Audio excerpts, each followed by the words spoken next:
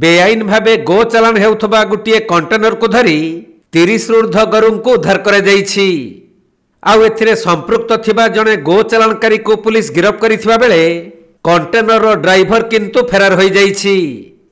तबे गोटे कंटेनर गाड़ी रे बेआईन भावे गो चालाण हेउथबार खबर पाई बजरंग दलर कार्यकर्ता माने गाड़ीटी को धरिबा पई पिछा करिथिले। शेषरे संबलपुर जिला रेढ़ाखोल भीमभूई छक निकटरे कंटेनरटी को स्थानीय लोके और पुलिस सहायतार अटकाई सेथिरु 30 ऊर्ध्व गोरु को उद्धार करा जाइछि। परे उद्धार होइथिबा गोरुगुडी को वैष्णव झुली स्थित गौशाला रे जमा दिया जाइथिबा बेले गोरुगुडी को खड़गपुर चालाण हेउथिला बोली सूचना मिलिछि। तेणु रेढ़ाखोल थाना पुलिस ए नै एक मामला रुजु करी घटनार अधिक तदंत करुछंती।